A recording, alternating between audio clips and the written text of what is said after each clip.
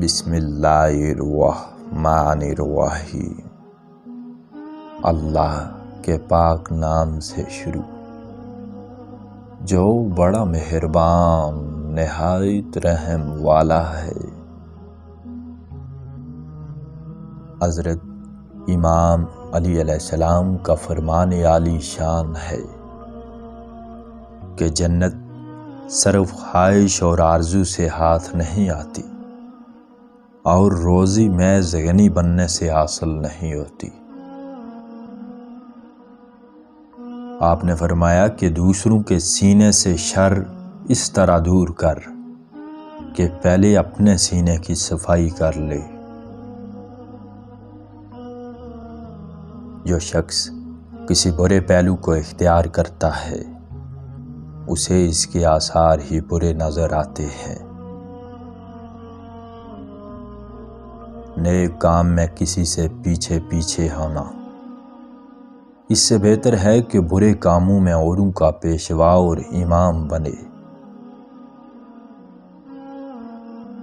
جو شخص غیر ضروری کاموں میں مصروف ہوتا ہے اس سے اپنے ضروری کام بھی فوت ہو جاتے ہیں۔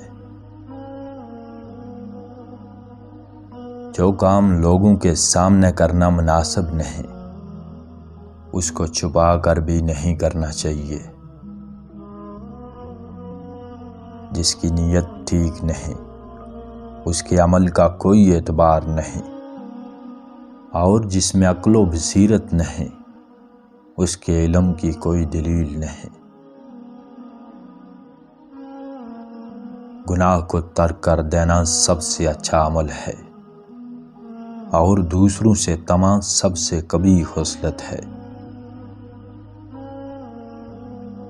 اللہ تعالیٰ کی نعمتوں میں اس طرح ترقی حاصل کرو کہ اس کی عطا پر صابر رہو، اور جو احکام اس نے اپنی کتاب میں بیان فرمائے ہیں ان کی حفاظت کرو۔ لوگوں کے ساتھ بھلا کرنا اپنے دل کا لباس بنا اور ان پر ظلم کرنا ان کے حقوق کو غصب کرنا ہے۔ ہر ایک آدمی کو اپنے اعمال کا بدلہ ضرور ملے گا۔ جو کچھ اس نے دنیا میں کمایا ہے وہ اس کے پیش ہوگا۔ بے شک مرنے کے بعد نیک عمل کے سوا جس کو تو نے دنیا میں کمایا کوئی چیز کام نہ آئے گی، بس اعمال صالح کا توشہ تیار کر۔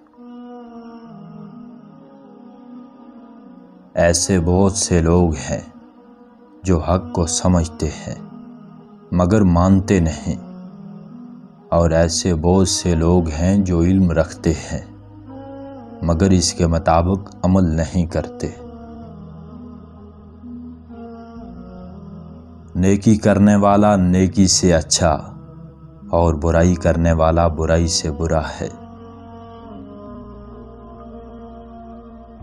ہر ایک چیز اپنی جنس کی طرف مائل ہوتی ہے اور ہر ایک شے اپنی ضد اور مخالف چیز سے نفرت پکڑتی ہے۔ اللہ تعالیٰ کے نزدیک کوئی عمل اس سے بڑھ کر زیادہ محبوب اور پسندیدہ نہیں ہے کہ ایک مسلمان دوسرے مسلمان کی کسی تکلیف کو دور کرے۔ اللہ تعالیٰ نے کسی شخص کو بیکار نہیں چھوڑا کہ جو جی میں آئے وہ کرنے لگے، بلکہ ہر ایک کے ساتھ حساب و کتاب ہوگا۔